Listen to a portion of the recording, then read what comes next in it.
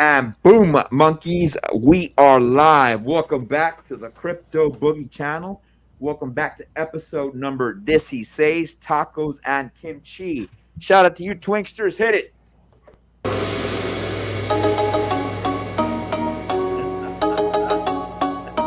How you doing, man? What's poppin', Twinksters? How's it going down in your neck of the woods, bro? Yeah. Long day, brother. Long day. Usual song and dance. Trying to get plenty of time outside with the dog. Late night last night was participating in a Citadel chat with some of the folks over there, plus everything else going on. So it's like, all right, Team No Sleep gang. I guess we're ramping up to that part of the market, right? Like just stocking up on those energy drinks and getting ready to pay the price. How about yourself, man? Yeah, I've been doing well. Twinkie, let me know next time, bro. Let me know, son. Now, dude, I get so freaking busy and caught up with shit, bro. I forget to check the Citadel chat. Was it on Citadel chat or was it Crypto Mindset? Citadel chat on that one. Yeah, man. I bet Miguel dropped some fucking alpha with that shit. Was it Miguel and Charlie or was it just Miguel? It was Miguel. I think Miguel was planning on streaming, but YouTube streaming, but he's on the move and was having some internet connection issues. So pure audio is a little easier to deal with. Dude, I've talked to some cats at work, bro. Whenever you have a newborn kid, bro, dude, that shit is difficult to manage at times, bro. Yeah, and he's already a busy man on top of it to begin with, right? So it's like, I'm pretty sure he's Team No Sleep. Yeah, as you can tell, I took my Scar 17S off. I see that. It was looking a little vacant. Yeah, I got a weapon missing here. I was like, let me go re-zero that sucker, bro. Put some rounds through it, bro. I did that. Enjoyed it a little bit. A lot of people at the range were drooling over there. Like, dude, how much did you pay for that 5,000? I'm like, no, bro. I paid like $2,100, bro, back in 2011. Currently, dude, a Scar 17S will run you for about $4,000, give or take, dude. Bought the bottom. Yeah. Huh? Bought the bottom. Pretty much, bro. Yeah, I bought the bottom on that bitch, dude. So I'm happy about that, man. I'm glad that I got it. Now, this is one of my philosophies, Twinkie, when it comes to buying like high-end weaponry, bro. Buy used. Buy used. You don't have to buy it. It's not like a vehicle, bro. It's got a shitload of fucking moving parts. That's got a real fucking fancy engine and shit like that. It doesn't work that way, man. Get a used good weapon, bro, and you'll be solid. I tell my homies all the time, bro, you don't want to pay top dollar for Daniel Defense or BCM. Buy the motherfucker used, bro. Yeah, I don't really want to get it used. What if somebody used it? And like, dog, I promise you, they did not pump 10,000 rounds through that bitch, bro. The only time you really get a barrel fucking go shit on you, bro, is when you put 10,000 rounds through it, dude. That's good luck, man, finding somebody who's going to waste the ammo and the time, bro, to pump it through 10,000 rounds. You know what I mean? Yeah. They're probably some sort of contractor or it's in their profession, most likely, if they're running those kind of rounds. Yeah, like if I was to buy Garantham's rifles, okay, all right, I get that. I get that, bro. I definitely get that. What about guitars, Twinkie? Yeah, so my advice to people these days is, manufacturing has just gotten so good with guitars because it's really the prevalence of CNC machining. And for years, like many years ago, it used to be like, oh, USA guitars, top notch, Japanese guitars, top notch. Then it'd be like Fender Mexico, and then it'd be like Fender Indonesia type imports. Well, at this point in time, like that, the running joke is when it comes to Fender guitars is, do you want a guitar made in the USA by a Mexican, or do you want a guitar made in Mexico by a Mexican? And to be fair to like the guys down in the Fender Mexico shop, they've been making guitars for decades at this point in time. So they've had the opportunity to develop, cultivate, level up their skills, refine their techniques and process. Yeah. And, CNC machining, everything's good. So my advice to people these days is, guitar is like way more of a commodity too now than it used to be, but find one that feels comfortable, like, okay, it's got to appeal to you, right? Like you're going to want to pick it up and play it. Find one that feels comfortable to you because all the electronics can all be swapped out. So maybe you like the feel, but you don't like the direct sound of the pickup that sits under the strings. Yeah. That's cool. That can be replaced easy enough. What no one can really do for you is like replace the feel of the neck in your hands. That's got to be comfortable. But yeah, other than that, no, it's definitely a commodity. So much of it is machine cut now that the tolerances are incredible. It's like it's almost like you got to work to find a really bogus bad guitar these days, or it's like ultra cheap import labor. Yeah, man, and that's the way I roll with my shit, bro. Especially weapons and stuff like that. I buy shit used. Not really big into like I mean, why? Why do I have to get a brand new? Unless like plasma rifles come out, of course, bro. I'll go buy a brand new plasma Yeah, rifle. it's a 0 to 1 thing, right? But same thing. Like most of my guitars, with the exceptions of the ones I put together from parts, they're all used, and that way I don't have to like go through the agony of putting the first scratch in it. You know, like it's gonna get scratched up. Like you know, you're moving around, you're moving your pick. It's gonna dig into the wood at some point in time. It's all part of the story and history. How often do you practice on your guitar string? If you don't mind me asking, hey, if you don't mind me asking, man. Yeah, no worries, man. So I do play several instruments, so I split my time up over the course of the week. And sometimes, like, I'm like, you know what? I don't want to like watch any Netflix. I don't want to listen to a podcast. I do a fair amount of practicing listening to podcasts because I can like work on one thing while I got another thing pumping into my ears. I probably, you know, on a light week, it's probably 45 minutes to an hour of like dedicated practicing certain things, right? That's which is separate from playing and just like winging it, so to speak. It's like, yeah, like really an hour of dedicated focus on my light weeks. Heavier weeks, you know, that'll probably be like 2-3 hours a week. Yeah, I get you, man. I try to go to the range at least once every 2 weeks, ballpark, bro. I try to. And if not, the badass thing, bro, I mean, I'd show you right now, but YouTube's got stupid restrictions. If I cannot get to the range, bro, I'll pull out my freaking, my Ruger freaking Mark V, bro. Put a suppressor on there, dude, and I got a little target in the back, man. And I'll just run through some drills back there, man. You know what I'm saying? Yeah, same thing. You know, like you can practice a lot of the mechanics without needing to go full tilt on certain things, right? Yeah. So like just imagine, you know, I would anticipate like if you're running drills for 15 minutes a day, several times a week, right? You might not necessarily radically improve. Maybe if you were a completely new guy, right, who had never done that stuff, yeah, you would see a significant improvement at the beginning. But you can kind of throw certain things in maintenance mode and you're good to go for a lot of that. So yeah, I do something similar too, right? Because like I'll sit down with like a practice pad and some drumsticks, and like because that's a newer instrument to me, I spend more time drilling on that type of thing. Where it's like, okay, I gotta really be focused on this and really tighten this up and really work on this skill set. And even then, it might be like 15 to 30 minutes of really intense, focused practice, and then I'll go do some other stuff. Yeah, you're right, man. I mean, but 15 minutes, bro, once or 2 weeks, bro, it just keeps you freaking solid in the game. Of course, you're not gonna get significant improvements unless that's what you're doing. I mean, that's what you're getting paid for and shit like that. Shout out to freaking Damien here, and I'll acknowledge the first person in the chat momentarily. He says, "What's your favorite model of Glock?" I only have the G30, but I'm gonna take your advice on getting a Glock Generation 5 G17 next at US Crypto Boogie. I want to try. I want to get the new Glock Model 45. And would you cats probably thinking it's 45 ACP? No, bro. It's just Model 45. It's 9mm. So it's basically a Glock 19 slide, which is shorter, it's more compact, and it's got the Glock 17 frame. I want to get one of those, and then some of those have a cut in there so you can mount an optic. So, but the thing about optics, man, you have to be on point with that shit, and you have to be capable of seeing your irons, bro. Because if that optic goes out, man, and you can't see your irons, bro, you're gonna be eye fucking it, bro. Whenever you have to fucking shoot your weapon, I like to stay away from also weapons, bro, that have muzzle ports and stuff like, like what do you call those, man? Compensators. Yeah, compensators, bro. Because majority of engagements, if you look at majority of engagements, bro, they usually happen at night. Somebody tries to commit a robbery, somebody tries to take your shit. It happens at night, bro. One round, bro, with the fucking compensator, dude, you're going to go blind immediately off the bat, especially in the evening.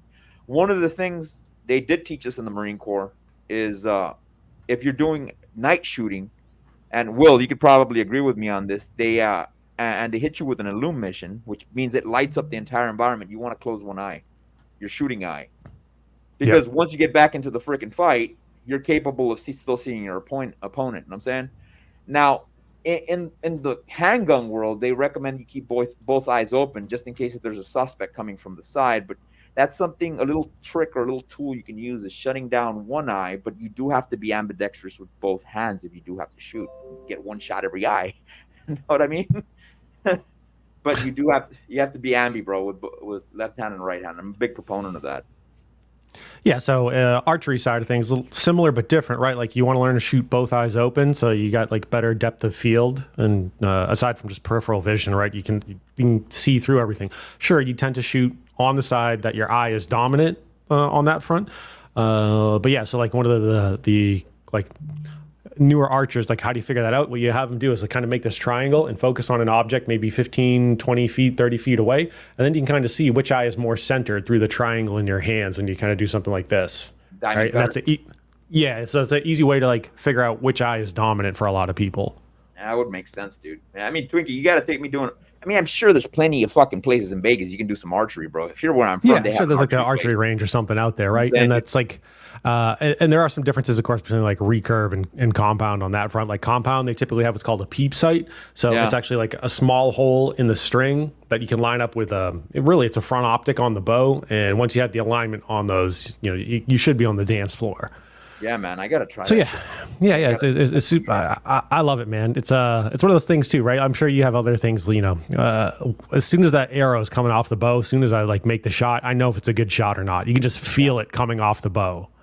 I think another tool that would be great to learn, bro, and this is something that I don't know, is take a course on knife fighting, bro. I think that's very important, especially if you like going to other countries, you like visiting other countries that have that they have legal knives. Of course, you and I both know, man. Other countries are not as open-minded about you carrying firearms, but they're cool with you carrying a knife sometimes, and I think that's essential. I know that the Filipinos, they have a martial arts for that. Maybe I should hit up fucking Agent J on that shit. You know Yeah, I think it's what Kali Eskrima, something to that effect. But yeah, like if just outside looking in, like don't get in a knife fight because pretty sure everyone gets cut up in that unless like you're the first and like decisively win on that. Like nothing good is the coming best up. option is to run if they pull a fucking blade. Fuck that. But if you're forced to fight, man, a knife can do a lot of damage, man. And there has been even police studies on stuff like this, man. Cops get freaking they lose the fight within 20 yards, bro, when it's a knife versus a gun. You know what I mean? Yeah. It's because I'm sure a lot of people aren't drilling, and never mind drilling under stress, right? Yeah. Like when all of a sudden your fine motor controls just start breaking down. Yeah. Let's acknowledge these people in the chat. We've got a decent amount of people in here. I see 12 people here in the mother freaking chat. You monkeys, make sure you like the freaking video, subscribe to my channel. I'm at 205 subscribers. If you look at the bottom, you'll see at Mr. Angry Twinkie's icon there. Make sure you click on his freaking YouTube channel. This cat drops some alpha, man, when it comes to fundamental analysis. Shout out to you, Twinksters. You look further below on the freaking links, you'll see my Instagram. I drop some funny memes every now and then. They're pretty damn funny, bro. Pushing it to the limit a little bit. And I also, you can follow me on Twitter. I like to talk shit there every now and then. Shout out to Moonpill Rational Optics, first persona here in the chat, bro. Twinkie, do you have the applause freaking soundboard? Yeah, I got one around here. Let me take a look here. Just give Moonpill Rational Optics an applause. Yeah, man. It's not like a direct applause. It's... There you go, man. Shout out to you, man. Shout out to you. And he says what we just stated. Hit the like button on the way in. Mr. Smooth Brain dropping the sauce. I will. Disclosure Crypto. I've never heard. Hey, what's popping, man? Hey, guys, want to look at Gary Network? I've never heard of that shit. Gary Network. You ever heard of that, Twinksters? No, I'm not familiar with it. Let me pull it up in the background here while you're shouting out our friends over here in the chat. Shout out to Damien with the Diamonds and Fire. My amigo from the DGen Roundtable, my fellow Marine, Will Stevenson. Like that smash button. Yeah, like the video, cats. And then freaking doggone Moonpill Rational Optics. You are correct, Twinkie. It is Kali. I thought Kali was the shit with the sticks, bro. Philippine blade techniques are fire. I got to check that out, man. And top it off, man, I'm a big-time Balisong nut. That means butterfly knives. I fucking love butterfly knives, bro. Yeah. I mentioned I carry like a Benchmade gentleman's folder with the Axis lock, so it's ambidextrous lock, real easy to open on that front. I would think Kali Eskrima. I think Eskrima is the sticks, right? But I'm sure there's a lot of skills transfer between the two. Yeah. I'm not gonna say it's 100%, but I'm sure like there's a very not insignificant percentage that transfers over. And then we got Large in charge. Taqueros. Hey, what's up, Large? What's up, man? Yeah, man. And he says blade and stick work overlap. So I'm assuming they function both. But as you look that up, Twinksters, for our amigo here, Disclosure, I'm going to go ahead and move on to the freaking memes. The memes are freaking fire today. Let's see what we got here for you cats. Hopefully you guys leave this place freaking laughing your fucking asses off because I love making you guys laugh, man. hate it when you really start on me. You can't do that to me, bro.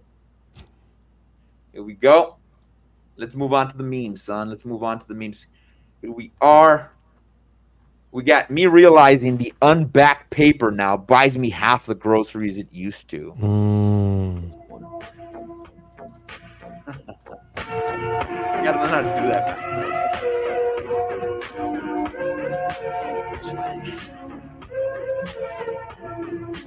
Straight up Gavin Newsom vibes, bro, with fucking Christian Bale, bro, as American Psycho. You know what I'm saying? Yeah, great movie, incredible performance, a lot of commitment when to that one. Merry-go-round of doom, bro. Only guys, dog. Check this out, Twinksters. Well, I know you can't, but this is funny, bro. Maybe on the replay. Is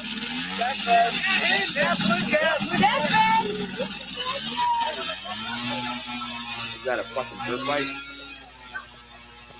Yeah. Do playgrounds even have these things anymore? Like these like tilt-a-whirl wheel of deaths? Oh my god.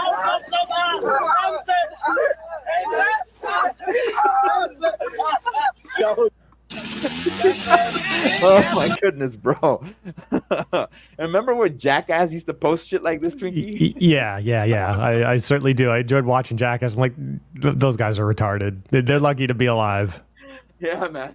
Okay, this was pretty funny, bro. Since this is I don't have any taco memes, but this is somewhat Asian related, bro. This is fucking funny, bro. Her accent, dude, her fucking accent kills me, bro. Every single time I hear it, bro. I'm not gonna let anyone forget about the iconic flop talk meme. Aaron is like, what? Can you just stop asking? Like, you guys keep asking me why the fuck I don't reply the chat, but every time I reply the chat, it's like all kind of weird ass question like, do you shave your pussy? Do you like this? Do you that? Shut the fuck up, okay? Shut the fuck up with your honey ass fuck questions. Nobody gives a fuck about answering all these questions, yo. I'm not your personal porn star. Honey, well, my honey. You know. Oh yeah, bro. Oh my goodness, dude. And then next time I'll pull up a Mexican one, Twinkie. Know what I'm saying? Yeah. Dude. Oh my gosh, bro. All right. So, how are we looking on memes? We got a few more, or is that the end of that sprint? That covers the memes, Twingsters. Cool. All right. So, let's see here. We can use this as we got a few different things here. It is this Gary network thing. It is a Solana token. If we want to come back to that during the Solana segment, we can kind of bounce off of that. Yeah. Cool. What's the Disclosure Crypto? Make sure you remind us, bro, once we cover Solana, so we can go over it. Going back to the chats, man. Knives are very intimidating for sure. I agree with you, Large and in Charge. Make sure you monkeys like the freaking video. Did you see the Jira during the Gojira? Yeah, so I think I don't know if that's a typo or if it's like different language there. That's a French metal band during the opening. Yeah, it was actually really cool to see them. Who's their drummer over there? Marius Duplanter, I think, or is it Mario Duplanter? Yeah, that dude's a beast. You talking about when they were doing that death metal scene? Yeah, in the castle and stuff. Yeah, that was really cool. All right, cool. Now I didn't get to watch it, man. Let's move on to the first coin of the day. It was the only good part of the opening ceremonies. Was it? Yeah, I'll leave it at that. I didn't like that shit. I didn't like that shit, man. No. It's not a political channel, man, but I agree with Andrew Tate, man. Yeah. Let me give. I'm just going to quickly shout out Smooth here on that one. So you're welcome, Smooth. So I played a little ILV yesterday on stream, and we'll talk a little bit more about ILV on that one. But yeah, kudos to Kieran and the guys for seeing that launch. Fabulous, man. Dude, I didn't get to watch that stream. Freaking Miguel and Charlie did with the launch, bro. I was busy fucking working, dude, working my ass off. Yeah. BTC, obviously a crazy weekend for BTC. Dude, that fire, the shit that Donald Trump was talking about. We'll cover that later, man. You know what I'm saying? Currently, Bitcoin is on the 24-day move. It's on day 24 of its 60-day cycle, bro. So, of course, I'm assuming that some of the pumps we did get was due to what Donald Trump mentioned this recent Saturday, bro, which was pretty damn bullish, bro. And I think he's probably going to end up winning, bro, over freaking Kamala Harris. Current values is 68,733. As you guys can see, man, the EMA ribbon is now flipped. A couple weeks ago, or about 2 weeks ago, I think even earlier this week, bro, the red was at the top and the yellow was at the bottom, man. And now we're starting to flip. Now, what we need to see from the EMA ribbon is more of a fanning, more of a spread the way you see here, so we can start seeing volatility pump to the upside. Now, I am hoping that tomorrow's going to be rather bullish, man, especially after what Trump stated, since a lot of the stocks people, they're used to functioning on markets that go from Monday through Friday. I would assume, since they're not as informed about crypto as we are, they'll probably start I wouldn't want to use the word aping in. They'll probably start buying tomorrow. I would only assume, an assumption, not guaranteeing you guys that's going to end up happening. But the areas we do need to compromise, man, and I think it'll be possible, bro. It is possible this week. I'm not saying it is going to happen. I say we're more than likely to do it, bro, after the next FOMC meeting, the second FOMC meeting, which would be September 16th. We do have to compromise this area of 73,684 in order for us to continue going into price discovery. Now, if we go to the weekly on this bad boy, let me pull that chart up for you cats. I got a separate freaking chart for the daily and the weekly on my Bitcoin. Put this bitch on weekly. You guys can see that the EMA ribbon is holding strong. And on the weekly, we are fanning out, man. And we do need to break this area of resistance here, which these two candles are actually holding us down to. And that is the week of March 4th of 2024 and March 11th. Those 2 weeks, man, is what's actually holding us down. And that's what we need to break through. And then, of course, we got these two other weeks we need to beat. And that would be June 3rd and June 10th, bro. We beat those, bro, and then we can go to our final top and beat the area, bro, and continue pouncing to the upside.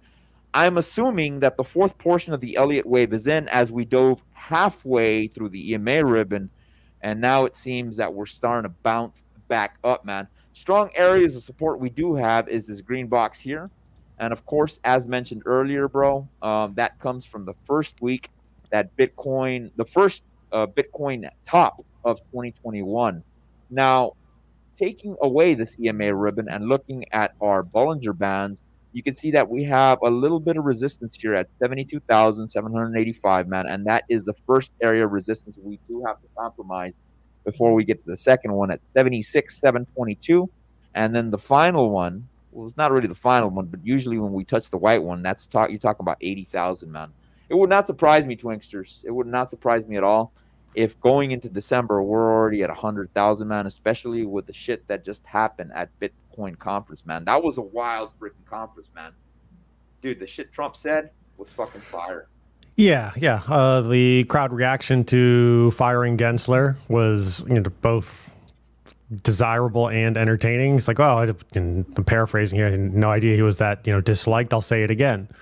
Then, of course, mentioning, the keywords I think a lot of us were listening for this weekend, strategic reserve on that front. One of the things that jumped out at me, because I was swapping some messages with some of the guys over on the DGen Roundtable team during the event, I was actually watching Trump speak, and I had the 1 minute chart running in the background. And it was pretty interesting because you could watch Trump speak, and would start talking about like anything other than crypto, you would see the chart go, oh, we're going to fire Gensler, zoom. Like, and boom, it would pop up, bro. Right. Like, it's just kind of entertaining watching that in the background. But obviously, he elected to appear at BTC Nashville for the conference. I'm sure so many Uber drivers were onboarded into crypto over the weekend.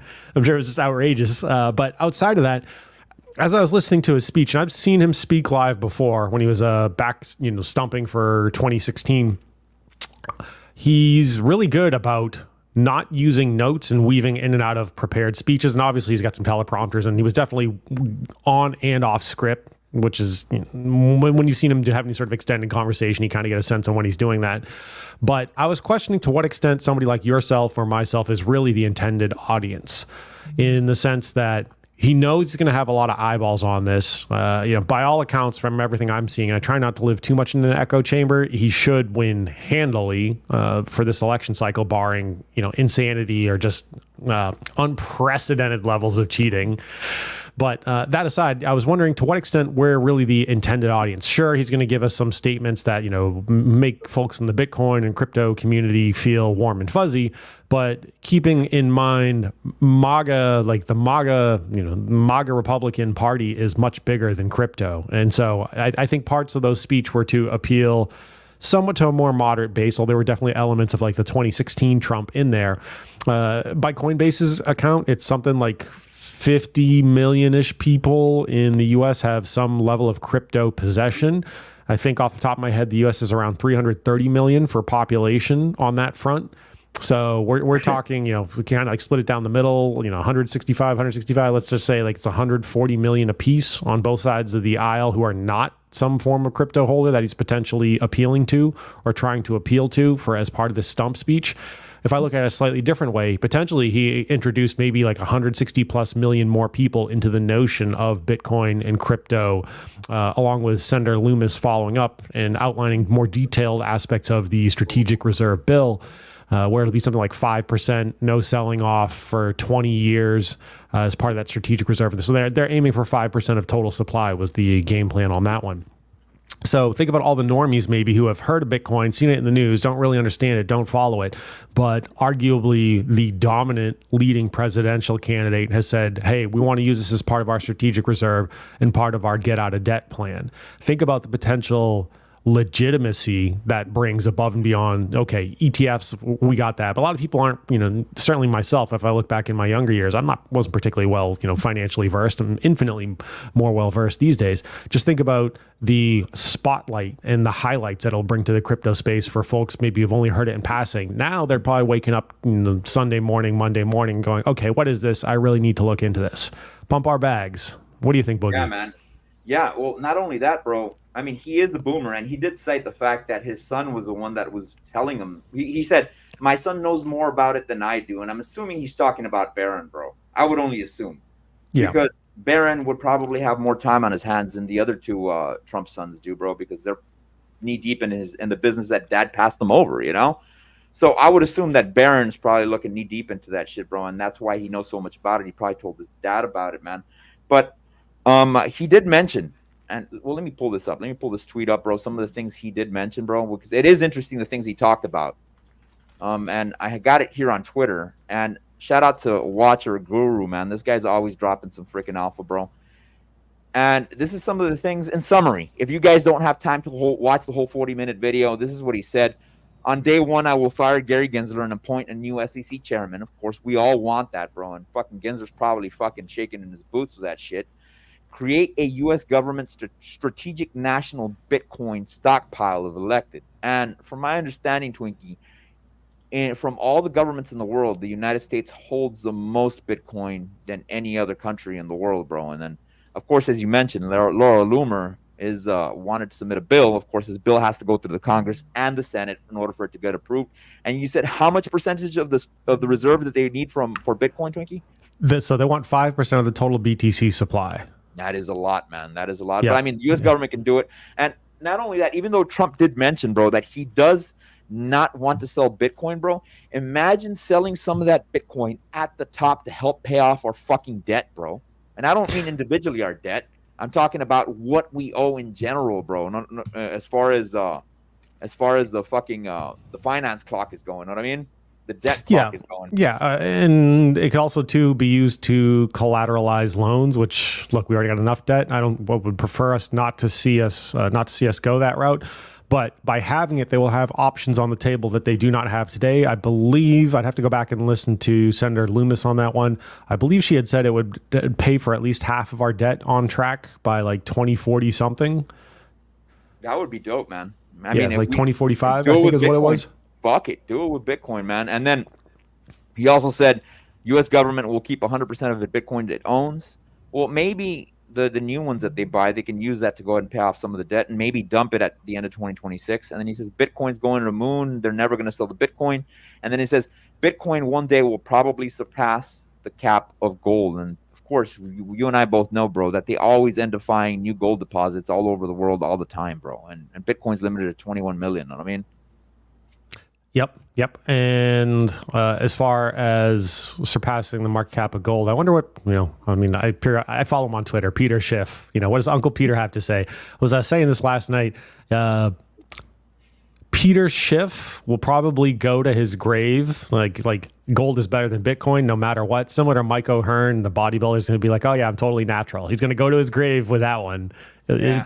They will not admit otherwise. Peter Schiff will end up changing his mind the same way Michael Saylor did, bro, eventually. Because, you can't negate the fact that people will be adopting it. And I think, like Miguel stated in one of his tweets, bro, eventually what's going to end up happening, bro, even the Democratic Party is going to have to embrace crypto as well, bro, because it's not going anywhere, bro. Know what I mean? Yeah. I think I'd read that the Kamala Harris campaign was looking to reset conversations around crypto and take a slightly more soft stance. They're looking for more pro-crypto leadership as part of their party platform, was what I was reading over the weekend, which I found laughable. Yeah. And, dude, I've even heard that they're starting to tell Pocahontas, bro, hey, dude, shut the frick up, bro, about all this smack talking you're doing on crypto, bro. And, of course, I'm talking about Elizabeth Warren. Yeah, grandma. Even they're telling her, shut up. We need to get these voters on board, bro. I think Kamala, she screwed up in not showing up at this conference, bro. She should have definitely showed up. But maybe I think she knew, bro, that she's going to get booed off the stage, bro. Because, of course, her and Biden were in charge of Gensler, bro. You know what I mean? Yeah. Or she would get outed, right? And so eventually. Going back to it, do I think Trump understands the intricacies of Bitcoin and blockchain? Probably not, in all honesty. The dude's 78, boomer. He made his wealth through real estate and branding. Do I think he understands it well enough and probably has a more hands-on, intimate understanding of finance and large deals and large sums of money and what those things can do? Yeah, absolutely. So he's probably, aside from, getting prepped for their yesterday's speech, he's probably much more involved in national security, national debt, right? Like he's got a campaign he's got to win. None of this matters if there's no W. Yes, they feed back into each other. I'm thinking his focus is on there. But he's got guys like J.D. Vance and Vivek Ramaswamy in his corner. J.D. Vance, I believe, is like in AVAX top G. I think he's like number 2, number 3 top holder of AVAX, as I recall reading. I want him to put Vivek Ramaswamy, bro, in the Treasury, bro. I think that would be a great place for him, bro. Usually it's been the boys that have been running the Treasury, bro. And, dude, as somebody like Vivek, I think we can really square that away, bro. Of course, it'd be great if we can get Rand Paul out there, but I don't want Rand Paul to leave the Senate position, bro. Now, I'm not a big fan of politicians. The only real politicians I do like was Rand Paul, and, of course, Ted Cruz. If you cats didn't know, man, Ron Paul actually endorsed Ted Cruz when he first started running for Senate, bro. And Ted Cruz himself is a Bitcoin bull, man. Know what I mean? Yeah, so little bit of fun aspects too, as far as like someone's being the old boys club on that. JD Vance's middle son, I believe, the boy's name is Vivek. Really? Yeah. So they go back a long ways. I believe know that. I didn't know that. I believe JD's wife and Vivek were like friends, or they all went to law school together, I think. Don't hold me to it, but I know that it's not just like a surface level connection. I didn't know he was an attorney, bro. I had no idea. I had no idea that Vivek was an attorney. It wouldn't surprise me. The guy's freaking intelligent as hell, bro. You know what I mean? Yeah. I don't know if he's an attorney himself or like they were all at Yale together or something like that. But yeah, it's not just a surface level connection between them. That would make sense, bro. He also said that there will never be a CBDC while I am president of the United States, bro. And I would look for ways, bro, to try to make it virtually impossible to take that CBDC out, bro. And he also, something that's not on here, Twinkie, from this list that you're looking in front of us, bro. He also mentioned he wanted to establish a crypto council that he's going to meet with weekly, bro, at the White House. He didn't say Bitcoin council. He said crypto council, because we know, like Richard Hart said, man, a lot of Bitcoin freaking maxis, dude, those cats are very anti-freaking crypto, bro. And the only crypto they're pro is Bitcoin, and that's it, man. And they want to take a shit, and they want on all the other cryptos, man. They want politicians to regulate the other cryptos while BTC's not. Know what I mean? Yeah. Shout out to Hex Monkey rolling through the chat. I guess Hex was actually at the conference proper. Cool, man. Maybe next time you can be a field reporter for us. So we got that going on. Yeah, I agree with you as far as he was like, enjoy your Bitcoin and crypto and whatever other things. But like, I do believe, okay, multiple things can be true, right? Like I can believe in Bitcoin as a store of value. And while there may be what I would argue technically superior things, if this is what the market has decided is the thing, then that's the thing and the story. Yeah. I can also I like believe the way you stated that, Twinkie. If the market decides, not some politicians, bro. You know what I mean? Yeah, 100% on that one. I can also believe that we are just scratching the surface level use cases of things like crypto and blockchain. I know we'll talk a little bit more about Alluvium coming up on the horizon, but like digital asset ownership on chain and proof of custody, right? Like maybe you do things like licensing, deeds, mortgages, let's see, certificates of authenticity, sports tickets, right? We're just scratching the surface of what's going to come over the next several years. Not to mention, dude, from what I heard from the grapevine was that the new GTA, bro, was going to have some form of crypto on it. So that may be the game, bro, along with Donald Trump's election, because I doubt the game's going to come out before Donald Trump's election, bro. That may be the game, bro, that freaking like launches a path forward for gamers to start making dinero off fucking playing video games. You know what I'm saying? And you may see adoption from bigger companies. You know what I mean? Like Microsoft or doggone PlayStation and things of that nature. You know what I mean? Yeah, real quick here. I know we got a bunch of other stuff we got to cover this evening. I will make one quick mention here.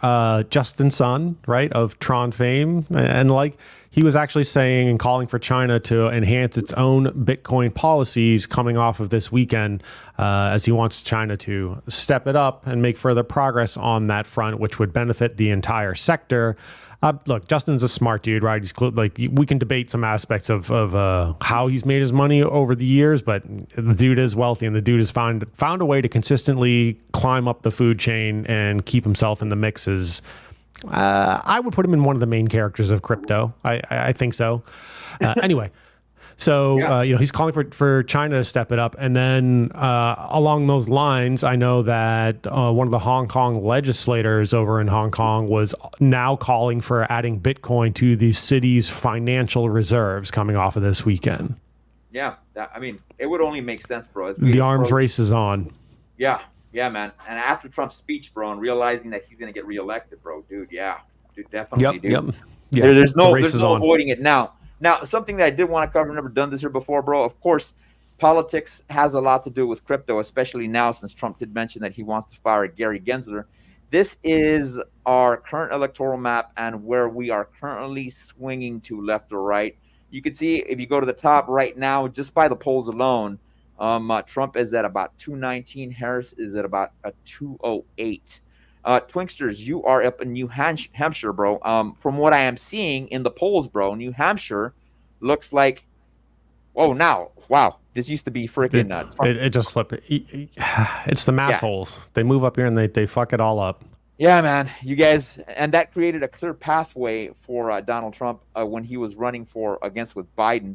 But you can see that Harris is up by 5 points. But what I've seen from real clear politics most of the time, bro, is that a lot of times, bro, they'll won't count a lot of the shit that the Republicans are doing. Last I checked, Nevada, because of what Donald Trump said about tipping, yep, he does want to win over the service industry. So I'm assuming Nevada will give Trump an immediate 6 points. I'm a little bit concerned about Arizona, Twinkie, because I have read that Maricopa County, bro, they do have, I have heard, I cannot confirm this, bro, and I'm not saying this is true news. I have heard that they have a lot of illegal immigrants on their voter rolls, bro, and they refuse to remove them from Maricopa County. Maricopa County pretty much controls the whole freaking state, dude. You know what I mean? So if we take Nevada, we take Wisconsin, Michigan, and Pennsylvania, bro, it's dead. I mean, we got it, bro. North Carolina is almost a guarantee, and so is Georgia, bro. So I think we got it in the bag. If we had a little bit more time, bro, we would methodically fill out this freaking map and see the possibilities of which way we could end up going, bro, on this upcoming election. Know what I mean? Yeah. Again, are we going to witness an unprecedented level of cheating? I think they're certainly going to try for it. Side note, I was talking with some friends on Friday evening. My favorite wild card in the last few years has definitely been the Elon Musk buying and takeover of Twitter. Just looking at certain things that have come to light, the conversation, like, look how quickly the media is moving on from the President Trump assassination attempt, right? Like, it's getting buried very, very quickly. I know there was a lot of threads on Twitter about how certain large tech companies are basically trying to memory hole that thing. it's only been a couple of weeks. Look how fast it's basically trying to get buried on that front. But as sort of like the agent of chaos this go around, Elon allowing people to post content that just a few years ago would have been stripped from the platform. You would have been booted off. I mean, hell, you already been, nuked once, right? Like they would nuke you again. They would nuke a bunch of us. Yeah. And they would do it with a quickness. Last time around, man, of course, Facebook was a bigger platform than all the other platforms. But as of recent, bro, Mark Zuckerberg, actually, I guess because Donald Trump told him, bro, I'm talking about you, Mark Zuckerberg. Yeah. He said, Trump looked really cool, man, after the assassination attempt, after the fist pump. So I'm assuming that Donald Trump's data or the stories that are going to come up on Facebook are not going to get removed at this election cycle, if anything. You know what I mean, dude? And hopefully not. Yeah. Shout out to Monkey, man. I'm really worried that Kamala will win due to cheating, mail-in ballot shenanigans, and especially illegal immigrant voting. Yeah, that may be a possibility, man. One of Obama's old tactics that he would use, man, he would bus in people, bro. He'd go to certain parts of town, bro, bus in a bunch of people that would probably vote Democrat, take them to the voting polls, and then they would give them like a sheet, pre-filled sheet, and they tell them, remember the sheet in your head, bro? Remember these people? Go in there and go vote for these people, and we'll get you a chicken plate, bro. We'll get you a barbecue plate. And people would go and do it, man. I am concerned that they may end up using tactics like that. But this time around, Twinkie, dude, people are on fire for Trump, bro, and they will crawl on glass to vote for him, bro, including myself. Know what I mean, Twinksters? Hell yeah, come hell or high water. Let's say slightly joking, mostly serious. This election cycle, in my mind, is an IQ test. I try not to preach at people too much, like the way to vote, but if you appreciate, any level of liberty, freedom, because keep in mind, I can tell you up here, Harris got 100 votes when she ran in the Democratic primary in the entire state, right? So this was in one of the prior cycles. She has been ranked further left than Bernie Sanders. Yeah, when she was in the California. Yeah, you're right, bro. Yeah, like a lot of stuff people don't realize or don't recall, or again, kind of memory hold on this front. So I get really nervous vibes off of her, Twinkie. I think if her and Trump debate, bro, she's gonna get really nervous, bro. I get that. I kind of get we've been out, right, with some folks, and we've been out to certain events. I get she strikes me as somebody who likes her wine a lot. I didn't know that. I'm just saying, I get that vibe from her, right? the kind of the speech, the way she explains things. I'm like, is this chick hammered or is she just awful? It's Nancy not necessarily Pelosi style. Yeah, it's not necessarily mutually exclusive. Yeah, Nancy Pelosi style. Nancy Pelosi's always freaking drunk, bro. Know what I mean? Yeah. But anyway, enough with the politics. Let us move on to the next token. We are going to cover a little bit of Solana. Let's see how Solana's doing. And of course, as of recent, Charlie did say, man, that he does believe in Solana, and you can use it as a substitute for Ethereum. Of course, I would only really use that that advice, bro, if I've already got plenty of Ethereum in my bag, bro, and it's already stabilized my portfolio. I would use Solana to stabilize it even more.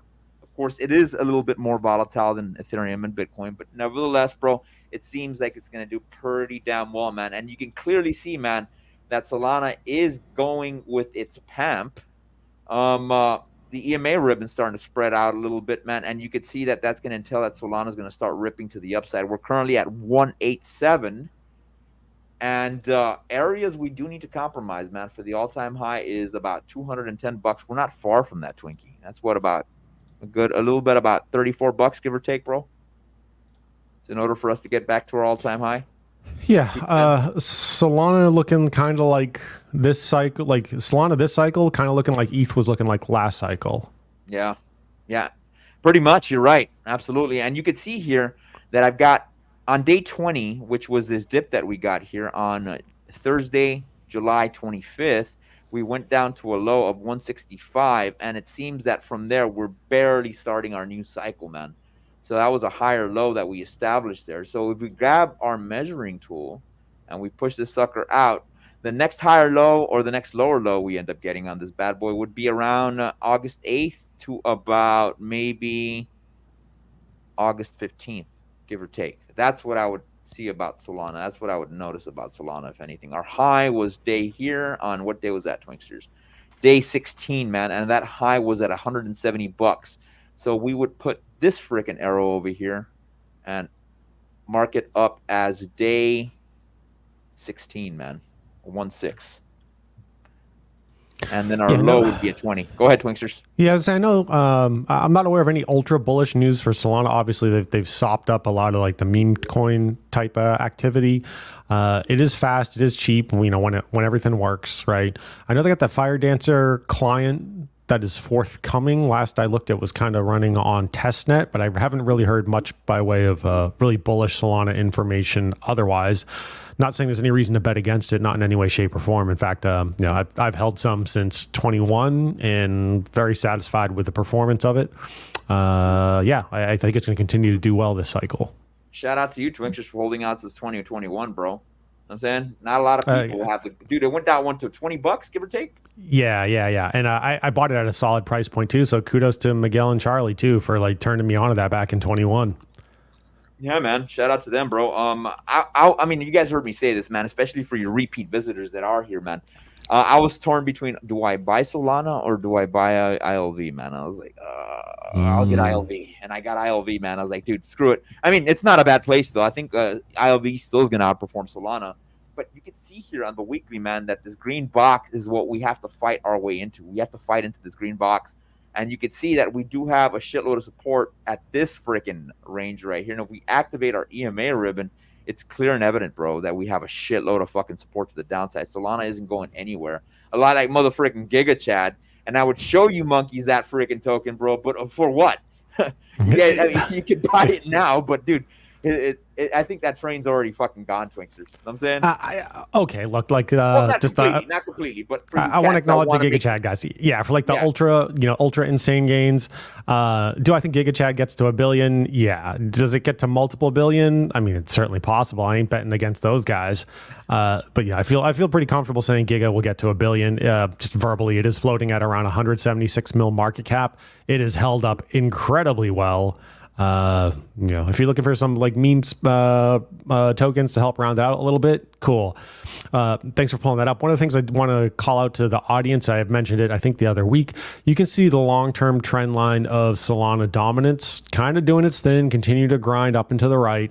Now we'll see how well this trend line holds on this front, but you can see pretty consistently, especially since 2021, it's done a really solid job of increasing its overall portion of the total crypto market.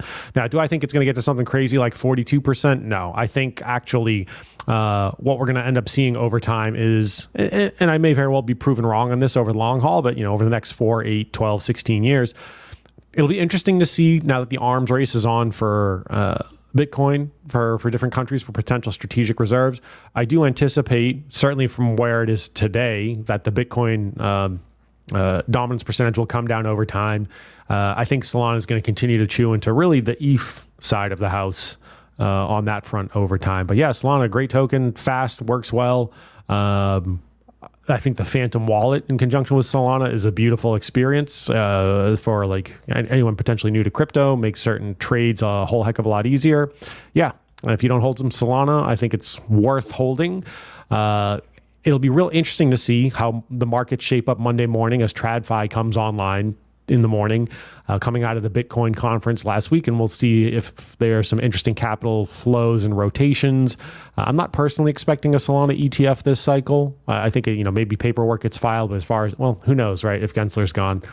But yeah, I think Solana's not a bad grab. You got anything you want to add on the Solana side of things? Also, I'm happy to cover that Gary token that Let's do it, man. Let's go yeah. Gary, man. Cool. So quick notes here, because one of these streams I'm going to talk about just kind of my process as I'm like looking for some maybe undervalued coins or coins that are flying under the radar. So in this case, disclosure, I'd mentioned, hey, have you checked out the Gary token? So I hopped over to CoinGecko and punched in Gary into the search, and this is what came up. And I'm assuming this is the right Gary on what it is. And we can see if we scroll down here on the contract address, it's a Solana token on this front. So they've got some, let's say, quick and dirty information on here. It's about 6.8 mil on the market cap. Fully diluted value would be around 13 mil, 13 and some change. Circulating supply is slightly over half of the max supply. So on a quick surface level check, there is potentially a significant supply shock or inflationary pressure in the wings. It's not guaranteed. I know we've talked about some other tokens where I'm like, oh, it's a 100-year unlock schedule. I'm not worried about it. Or it's an 11-year unlock schedule. I'm not really worried about that. So what I would do here is quickly go out to max, and I can see, okay, kind of came out in 2022. At least that's the Coin Gecko data on this one. And it peaks up around, what do we got? Like 89 cents. Yeah. And it's floating at around 1 cent. So that's a tremendous drop off. Maybe.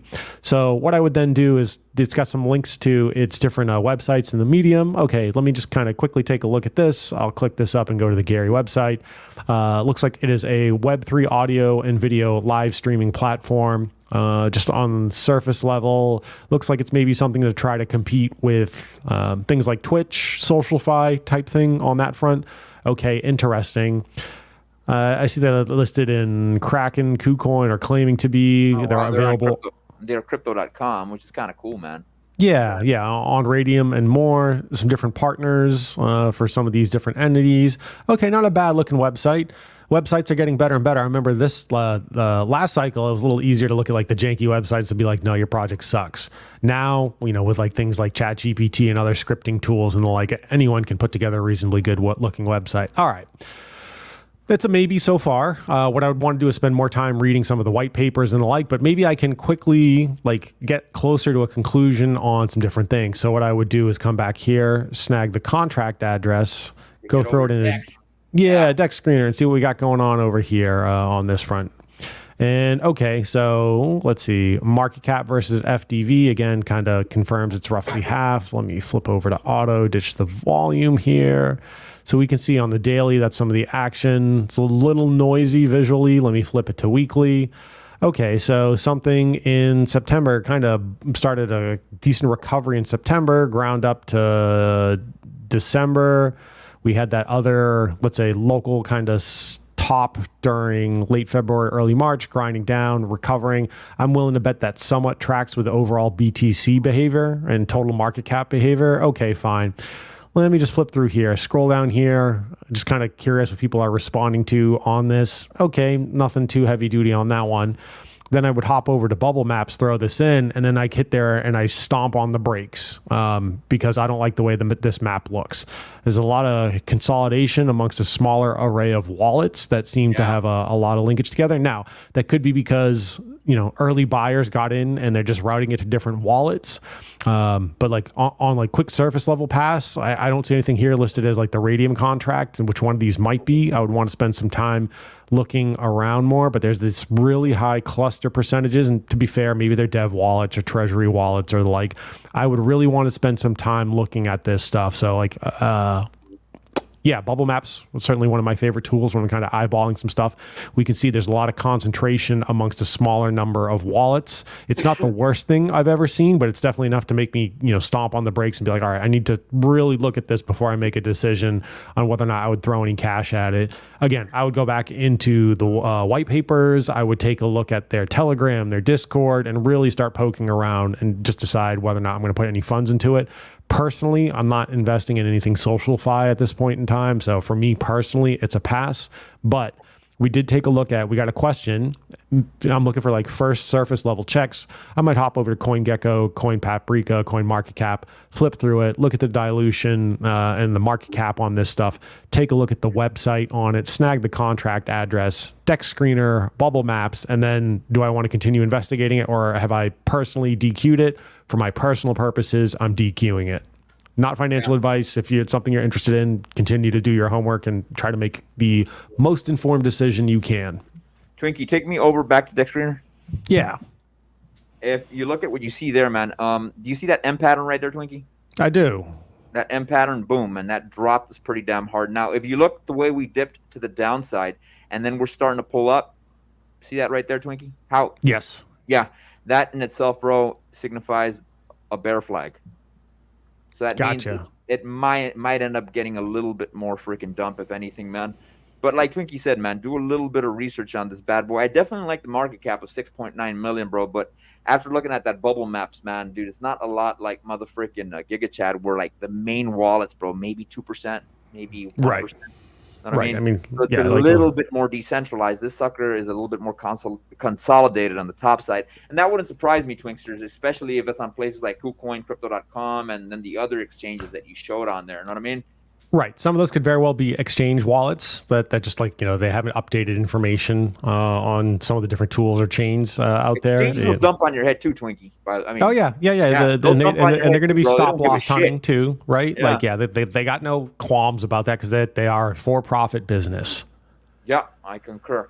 Now, Twinksters, let's move on to the next token, which I did want to cover, which is a shout out to you, man, AXGT. If you can you bring up bubble maps on that shit, bro? I think it'd be a great graphic. Yeah. So there's a few different ones depending on the chain we are looking at, and so let's see. Let me take them to the next screener first, bro, so they get a general concept of it first, man.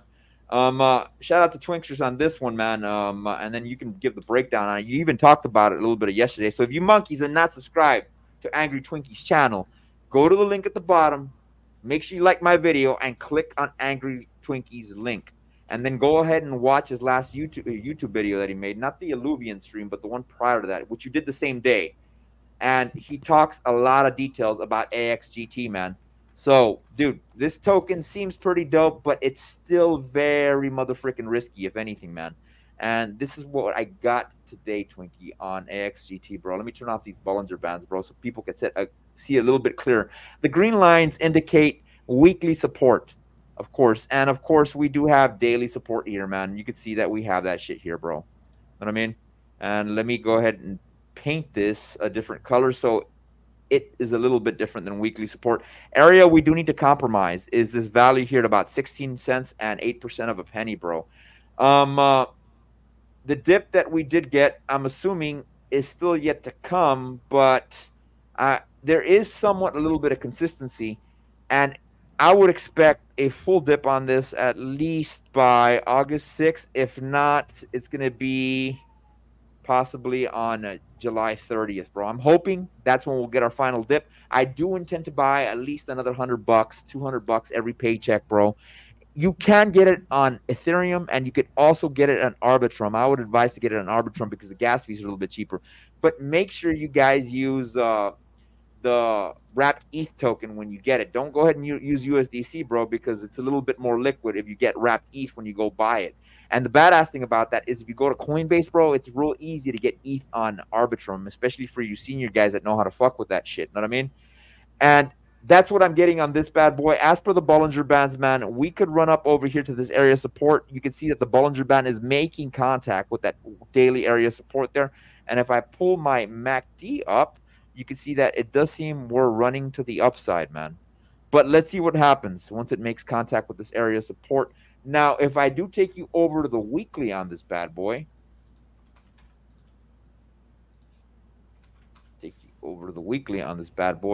you could see it's a little bit cleaner of a chart, man. And you can see the immediate area on the weekly that we do need to beat is 18 cents in order for us to freaking get to the moon, if anything, man. The all-time high on this bad boy is approximately, what's that, Twinkie? 32 cents ballpark, give or take. Yeah. So, side note, actually, AXGT does have multiple charts because it's a multi-chain solution.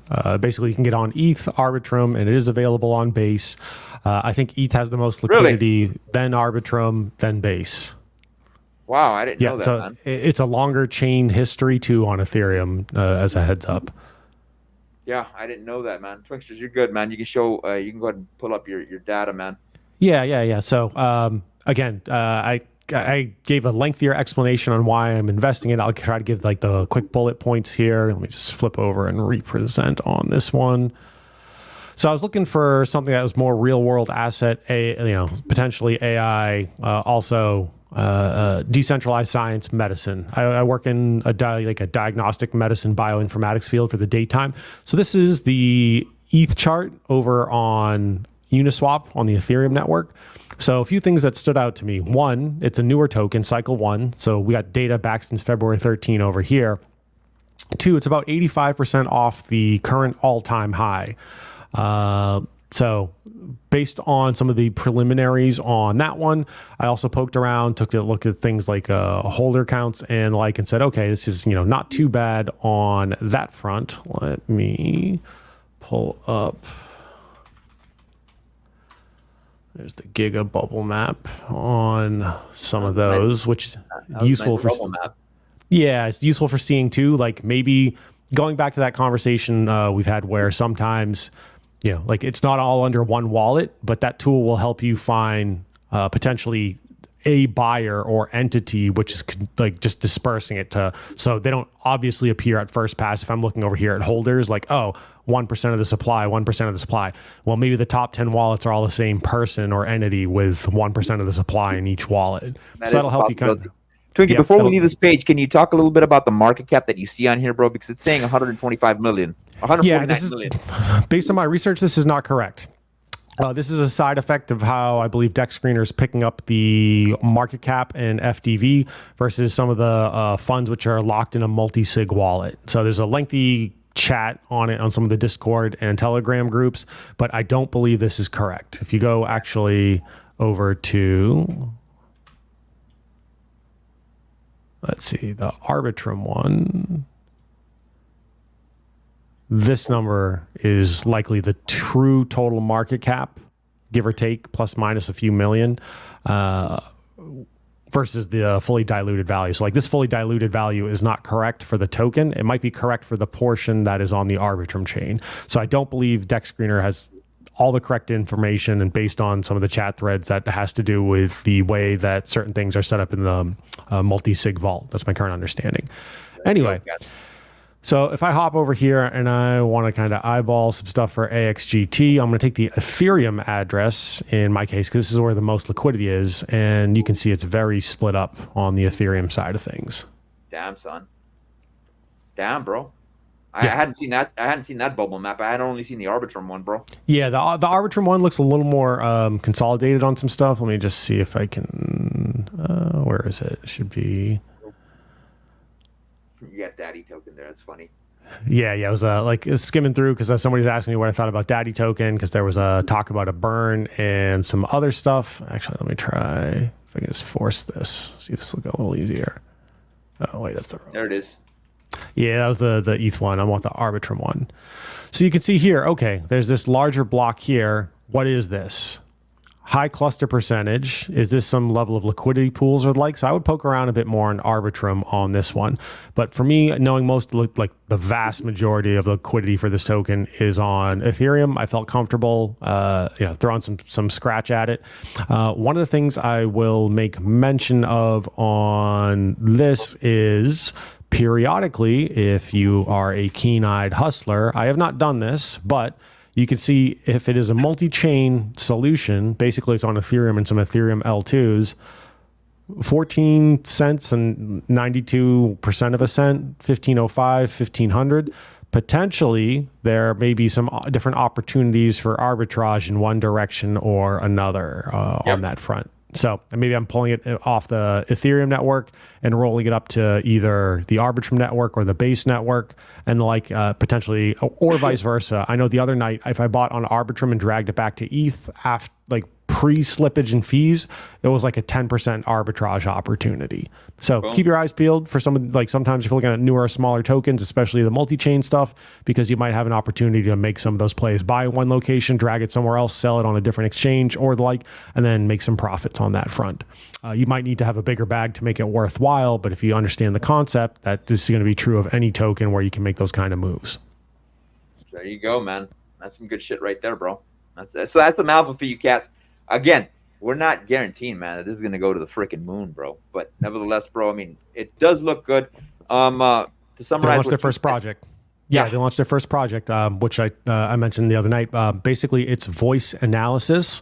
And what they're looking to do is compare voice data across different populations and different people. So they can sit there and say, hey, maybe this person's coming through, and based on your voice print today versus your voice print from, 25 days later, we think there's a 27.2% chance you're suffering from PTSD, or a 15.4% chance you are going to be dealing with early onset Alzheimer's and other neurodegenerative conditions. So it's really exciting, potentially like in a lot of ways future of medicine, but they also allow you to have possession and effectively commercialize your own data. Now, that said, I am not personally contributing my biometric data to the project. I am just a token purchaser and holder on that front. I don't personally fully trust any entity with the security of my information yet.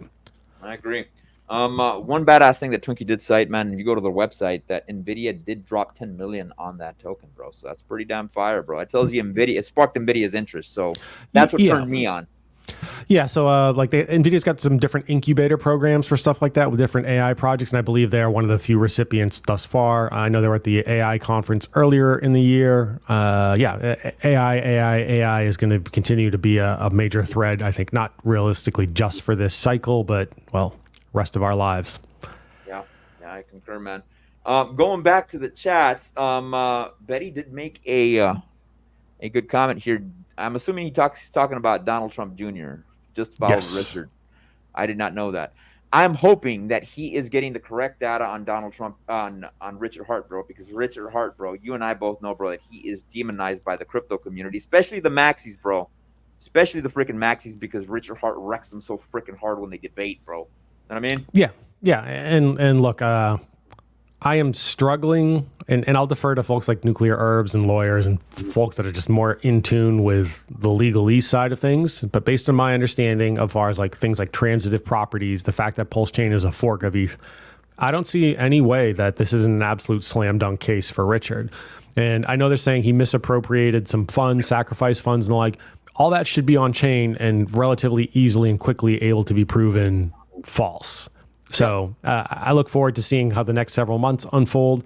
Hopefully we can get this case wrapped up relatively quickly so Richard can get back to doing Richard things, streaming and taking duels and making people look like fools. Yeah, I can't wait till he comes back and debates, bro. You know, after I read a book on Jefferson, bro, Thomas Jefferson. I think it was called Robert Meacham, The Art of Power. And it was a story on Jefferson. Jefferson did state, bro, when he went ahead and he pulled away from Congress, bro, for a couple of years, bro, and just stayed at Monticello, and it was just the family man, that when he came back, bro, he was a little bit more timid because he was a little bit more antisocial for a long period of time. I'm hoping that didn't happen to Richard. I'm hoping Richard's still a badass when it comes to debating and arguing on all that other shit, bro. I want to see old school Richard talking shit Donald Trump style the way he used to, man. I love the way he'd wreck people in his debates, dude. One time I heard a stream, bro, where this guy came on stream with Richard, bro. Richard was like, I think on those Twitter spaces, and this guy was like, Richard, you're insufferable. And Richard responded, you kneel when you talk to me, normie. Dude, I love that freaking Emperor Palpatine style, bro, when Richard would talk some shit. Know what I mean? Yeah, and you know, he's got the will, knowledge, and skills, right, to back it up. And like that's the worst, when somebody's like, you know, not only do they talk mad shit and they're a dick, but they're good, right? Yeah, and like and they know it. You're like, fuck this guy. But no, I got a lot of respect for Richard because he does it live, right? Like you know, Miguel, Charlie, yourself, myself, other folks in the space, you know, we'll take live questions and do it to the best of our ability. So yeah, I look forward to seeing him return to streaming, return to form. I just, you know, would like that case to be cleared up right quick. Hey, what's going on, Fast Abdul? My secrets, green tea. I'm 42 years young. I blame it on vodka and green tea. Yeah, man. Dude, I wish I was that good at debating, bro. Sir, I'm not a debater. I am not a debater, bro. I am not a debater. I like talking shit, but I'm not a debater, bro. You know what I mean? Yeah, well, I think there's like, you know, different kinds of debate, right? And like it's what it comes down to is, do you have subject matter expertise or not, right? I think that's a huge element of it. I enjoy watching folks who get up and try, right? And I think, and look, we all fall prey to this, right? Because I think all, you know, we may have ego in different areas and to differing degrees. I think if the intent is not to be right, but to learn, or like, you know, ensure your values, beliefs, assumptions, your understanding holds up, basically, you know, in a head-to-head type trial, then cool. You carry on. If it gets ripped apart, decimated, and you have no defense, and you have a complete emotional meltdown on something, well, maybe you should worry more about actually doing the right thing than being right. Yeah, I concur, man. Even though I didn't like him as president, bro, I got to give it to Barack Obama, bro. That man, I don't agree with majority of his policies, dude, at all. But that man had a silver tongue, bro. And hands down, he's probably the best debater I've ever seen. Him versus Donald Trump, though, man. Donald Trump doesn't debate, he argues. And he will talk some mad shit, bro, while he's arguing and flaunting your face while he's doing it. And it's kind of like MMA versus boxing, bro. You and I both know, bro, an MMA fighter is going to smoke a freaking boxer. And that's what it would be like if it's Barack Obama versus Donald Trump. You know what I mean? It's the rules, right? And one of the things I think Trump does very well is he drags you into the conversation or fight he wants to have. So like you can come in well prepared, all your talking points. He has a very uncanny, and I would say in many ways, from what I've seen in my lifetime, unparalleled ability to drag you into his fight. It's actually really something to behold, and he's done it so many times so successfully. Dude, that dude did not give a flying shit, bro, when he told frickin' Ted Cruz, man, your wife is ugly and mine's hot. Dude, the guy did not give a shit, bro. Cruz was fucking livid after that, man. Hey, bro, there's a saying in Spanish, el que se enoja pierde. And basically what that means, the person that loses their temper loses, bro. And I agree with that, man. And Trump can take you to the deep end of the fucking mud, bro, and he will roll you around. He'll beat you at it. You know what I mean? And that's why I say, man, he's a great arguer, not a debater, though. You know what I mean? Well, so you want to hit people like men, right? Because like I know crypto skews men, male. Most of our audience is male, like statistically, right? Whatever else. You generally want to pick apart a dude. You hit him in 3 areas in an argument, right? His waist, his wallet, and his woman. Yeah, man. Richard Hart was such a good debater too, man.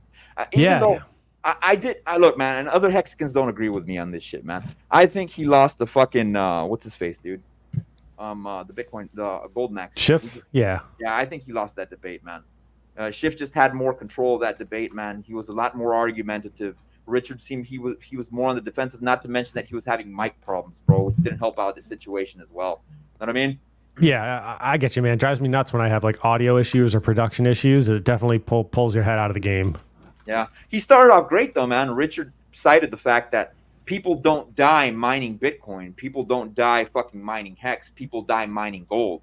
So, I mean, that was actually a pretty damn good argument that he started off with, bro. You know what I mean? I think that was a sensational argument that he went after Peter Schiff with. Well, I got, one of these from like the Pulse Chain tour was it's like a Pulse Chain coin. That's cool, man. Yeah, I got it in one of the bags there. I want one of those, man. Speaking of Pulse Chain, we're going to talk, and Richard Hart, let's move on to the Pulse Chain chart. Let's see how the old school Pulse Chain is doing, son. Now, Pulse Chain, I was actually looking at this chart earlier today, man, and I did notice, bro, that Pulse Chain is doing a very healthy retracement, man. It went down here to fucking the 18-day, and it dipped right here. Of course, if we do come down lower, make contact with this area of 04s and 4359, and about, what day is that? July 31st? That's absolutely fine. That's normal, bro. And once we bounce off there, I could expect this going back up, if anything. If we activate the Bollinger Bands here in the daily, man, you can see that we can run all the way up over here, bro, to 4 zeros and a 5-3. Area that we do have to compromise on the daily is 4 zeros and a 5-5, man. I have been buying up a lot of PulseX, man. I am bullish on PulseX. And let's look at this bad boy on the weekly. Let me pull up my Go Pulse chart because that is where I have my weekly data. Pulse Chain. So Pulse Chain looks like it's making a little bit of a comeback. One thing that turns me off a little bit about Pulse Chain, though, Twinksters, is that we always have whales, bro, putting up damn liquidity walls, bro, dumping EHEX or Pulse Chain and shit like that. That shit fucking pisses me off, dude. It never stops. Know what I mean? Yeah, well, it's one of the perils, I think, of stemming from having too many rich people. Pulse Chain itself is a newer chain, right? But people had the opportunity to get into Hex, and there were Hex whales, and people had funds to buy in, and it is a side effect. But I think for a number of smaller players, right? Like I'm not a whale in the system. I'm totally fine with my position size in the system, but I'm definitely not a whale in the system. Would you rather swim with the whales or against them? Yeah, might as well swim with them if anything. Know what I mean? So looking at this chart, Twinkster, shout out to freaking your homie DIY Investing. He did point this out, and I picked up his brain. I used the data from his brain on this, man. It does seem that we're coming out of the second portion of the Elliott wave as we do shoot up. Of course, this is only assumption, bro, that we'll go up this high. I would assume that we would have some resistance at some point in time, bro. It could possibly here at the all-time high of approximately 3 zeros and a 2896, bro. Before we retrace back down and then go into price discovery. Of course, wave 5 would have to be shorter than wave 3. Wave 3 being the strongest wave. Things to look out in the immediate time frame, bro, of course, would be none other, bro, than the 20 moving average that we do have available within the Bollinger Bands you guys are seeing here. If we activate my EMA ribbons, bro, from the weekly, we've got some data, but not all data. And you can see that the first area resistance we do have here, Matt, is at EMA 21, and that would be at 4 zeros and a 6183.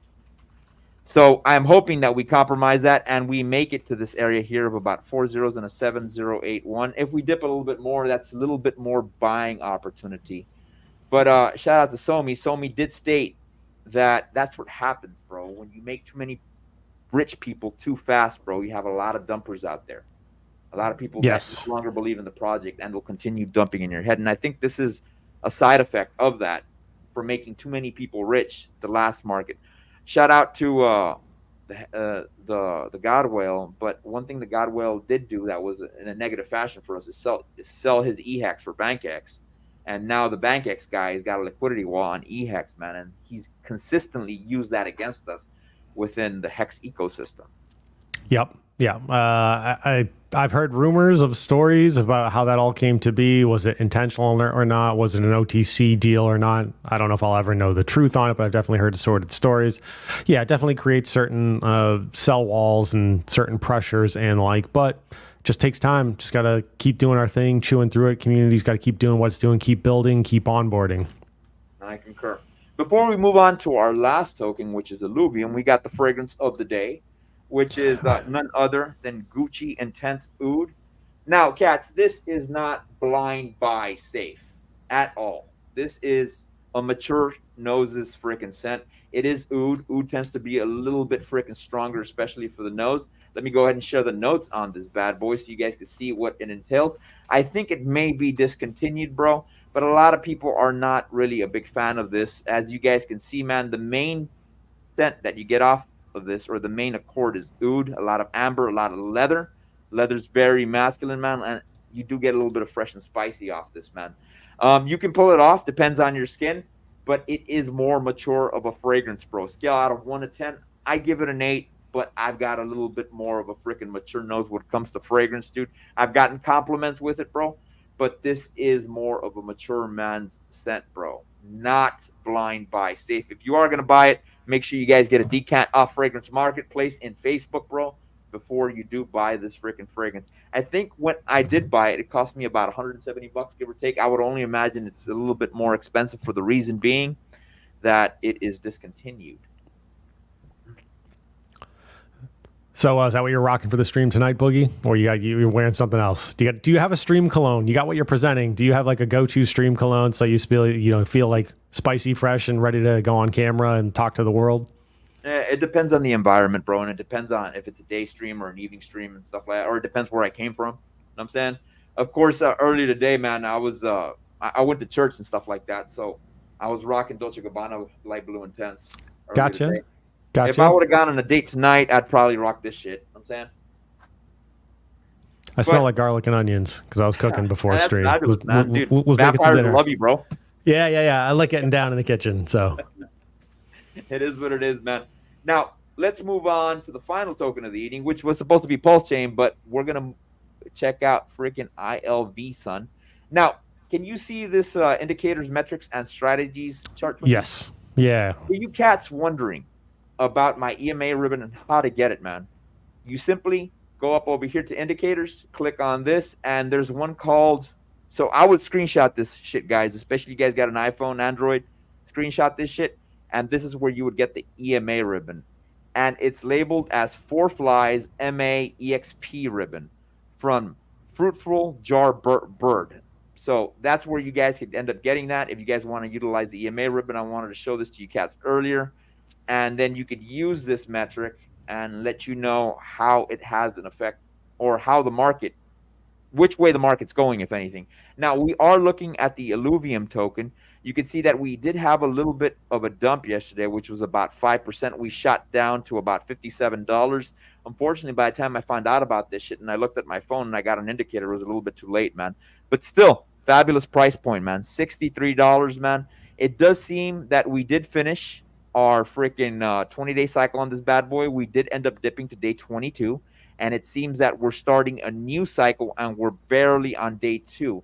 If we take this measurement tool and we push it forward from its dip date, day 14 would be around August 10th, day 21 would be August 17th. Around that time frame, I'm assuming we'll end up getting our next dip. But right now is not a bad time to get that, especially as we ascend into this cycle. Now, note, the EMA ribbon is still bearish on freaking Illuvium. But I do see it tightening up a little bit, especially this yellow bottom portion ribbon. You can see it's making contact with the next one. It's getting closer to the orange, which entails that it's probably going to start flipping pretty soon. Right now is a great time to get ILV, not financial advice. If we turn this off and we put on our Bollinger Bands, you could see that the next area of resistance that we do have to the upside is $67. Let's use a tool that I haven't used in a while, the VRVP. And you could see currently where we're at, we're on this bar right here, man. And you could see the bar above that and the bar above that are a little bit longer, which entails that there's more resistance to the upside. But from where we're currently at, you can also notice that the bars below us are a little bit weaker. They're shorter. So that may entail we may end up dipping as well. So as always, when you do want to ape into a token or purchase a token, don't throw in it all at once. Not financial advice. DCA in. For you cats that are new to this channel, bro, DCA means dollar cost average. Buy a little bit right now and then buy a little bit more if it pumps up or it dumps a little bit more, man. You can't go wrong with that strategy. Historically, that has been proven to be the most effective way to buying stocks and crypto. Let's look at the sucker on the weekly. Let's see what we get on the weekly on this bad boy. I'm hoping it's a little bit more bullish on the weekly. And if we activate our EMA ribbon, it is still a little bit bearish, but you can see it wants to flip a little bit because you're starting to get these candles consolidating. Areas of resistance that we do need to beat, man, to the top side. Of course, the immediate area, which would be here at about $75 on the weekly, and we would have to hold that about a week before we can continue seeing us going to the upside. Now, you guys have probably heard me talk about this shit before, but me and Agent J did a stream on this, man, and we used our freaking Fibonacci retracement tool here, our trend-based Fibonacci extension, and you could see that it can go all the way up to $8,800 as a possibility. If you guys were in the Moon Gang, we had that special freaking consultation or special webinar with the Warwicks on this, and they gave us a much more bullish number, which could be within the realm of possibilities. And I don't want to drop that alpha on you cats because I want you guys to join the Citadel or at least the next crypto mindset course so we can be part of these webinars, man. And with the way Donald Trump's been talking about crypto, man, that may be a possibility, guys. And trust me, it's a lot higher than 8,500. I will say it's more. I'll give you guys a little bit more alpha. Do 8,500 times 2 and it's still a little bit more than that, what they were talking about. So it's got potential, son. It's got potential, man. Know what I mean? And I think a lot of that is also going to have to do with how the total market cap moves, right? Like total funds coming into it this cycle. So I streamed a little ILV last night. I've been playing the production game here off and on, play a little bit on stream. They've definitely made some updates. They've got some fixes. One of the things I'm very interested to see how they will handle it on the overall game side of things is the expense it takes to move between higher level zones. Lower side of things, depending if you're going like slightly higher level zone, it's like $1 something. upper end of it is more like 15 to 20 bucks. So 15 to 20 bucks just to get to the zone to play the game. That's, we'll see how that works out. Now, Kieran did have a public response to some of the criticism of that. He's like, look, Zero is still coming online. People are still doing their thing with mining fuel. So give the market time to figure out what the appropriate price points are and everything. If anyone who is playing Illuvium or interested in playing Illuvium, again, I played it a little bit. I'm probably not going to sit there and be like, must grind for NFTs. Nothing against those, who do. I just feel like, my time needs to be spent elsewhere. If you were playing or planning on doing that, I would consider throwing a few bucks in. Last I looked, you could get some initial arrays of alluvials for like fractions of a cent. So instead of grinding, 2 to 4 hours to build out your first low-level army, maybe you should just go spend $2 to $4 and buy a bunch of low-level alluvials and just start running them and upgrading them right off the bat. Yeah, man. So I'm just hoping Illuvium doesn't go the route of Axie Infinity, bro, where they had freaking Filipino freaking sweatshops with a bunch of kids that's playing the game all freaking day, bro. You know what I mean? I'm hoping it doesn't go that route. I'm assuming it'll be a lot more affordable on IMX, bro. Of course, you do play it on IMX. I haven't played it, Twinkie. Yeah. So I will say the IMX wallet for integration is really nice, and I haven't demonstrated it on screen because I don't want to dox myself, because you can either link it to your Apple Pay account or your Google account, and it works really well in my experience. I got one quick thing I want to present because I know like some folks are wondering what's going on with Illuvium aside from the game itself. So shout out freaking! I have to say, we can't say shout out to Asian J, bro. Filipinos love Axie, bro. Yeah. And let's see. Jay had that comment too. We just made a new cycle high. Nice. Let's see here. It's over here on Kieran's Twitter. You can check his pinned thread. This is back from late 2022. He's got a lengthy outline of everything they have planned for it, including Zero, Overworld, and the like, and certainly Arena. And then they get into things like they want to have brand partnerships, festivals, an economy where every dollar from game revenue, events, merchandise, sponsorships, esports tournaments, movies, TV, and more gets distributed to ILV holders. So I've played Overworld and Arena. I haven't done any of the Zero stuff on it. Side note, if anyone's looking for like tier 1 lands, when I looked last night, it was about $500 a land. Tier 5 coming up, I believe, in November is what Kieran was saying. So keep your eyes peeled for that. Tier 5 is going to be buku dollars. It's too rich for my blood. But even at the point bottom, here though, even at the bottom of the bear market, those fucking lands were so expensive, dude. Yeah, there's a lot of hype behind this thing. And so what I'm really watching from them, and we'll see how it shapes up, and I think they're going to do just fine, right? As of last night, it was like number 40 most played game through the Epic Game Store as of last night. So I think it's doing all right on that front. But the fact that they're looking to commercialize and in turn distribute back to ILV holders for all their revenues, they have a revenue production. Certainly they're, as a business, they're going to need to acquire and do revenue producing activities.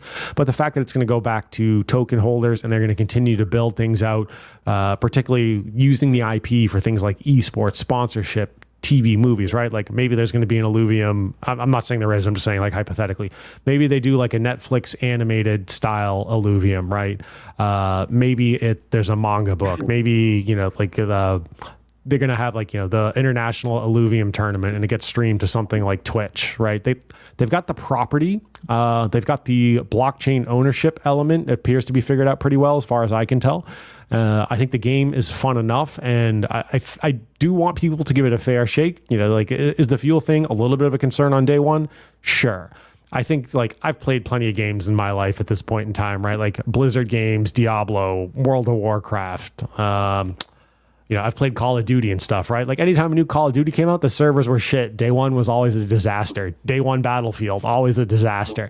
You got to give them you got to give them a little time to figure it out, stabilize some stuff, make some updates. They've already patched the game to fix a few bugs in Zero, as well as to enable travel amongst more zones in the game. So go check it out. I've played it. I liked it. Looking forward to more things from Kieran and the Illuvium team. Awesome, man. Awesome, bro. Let me pull back on the screen. Shout out to the DGen Roundtable. I see you monkeys here, man. You guys freaking rock. I know you guys just finished your stream. Make sure you cats go over to the DGen Roundtable and follow them too, man. They always got consistent data, man. They got, I think, Whiskey Wednesdays, bro, and they've got, I think, doggone Zenith. He runs a book club over there as well, man. Great data, man. Great set of individuals. We got Agent J here, man. He is their freaking TA ninja. This guy is a badass at freaking TA as well. We got my amigo here, Nate McGettit on X. Shout out to you, amigo. X gonna give it to you. Yeah, man. Shout out to you guys, man. Damien here. I got to get some of that light blue intense, man. It's hot here in Vegas, so that's perfect. Yeah, bro. Dude, definitely, bro. This is a great fragrance to rock, bro. Especially the new formulation, man, on light blue intense, bro. It is very, very good. Better than the older one, dude. All right. I like, Damien, have we met? I'm assuming we've met at a Moon Gang meetup. If not, we appreciate, the support because I don't recognize the name Damien. And I love the avatar. I've mentioned that before. If you're in Vegas, let's make sure we meet up at the next meetup or the next time Boogie or I are passing through town. Yeah, man. Wrench Gang from this channel, man. We got to get some tequila together, bro. We definitely got to get some tequila together. 1 round of tequila and 1 round of vodka, Twinkie. What do you think, man? Da. So like years ago, I was in Vegas for a friend's wedding, and a quick Twinkie story that has nothing really to do with crypto. It's a Vegas story. I'm allowed to tell this one. This one's fine. Lost track of one of our friends because he had been overserved, and then like found him singing karaoke. What was he singing? Prince, when like doves fly at some karaoke bar on the strip. The bar's closed down there, but I had like one of the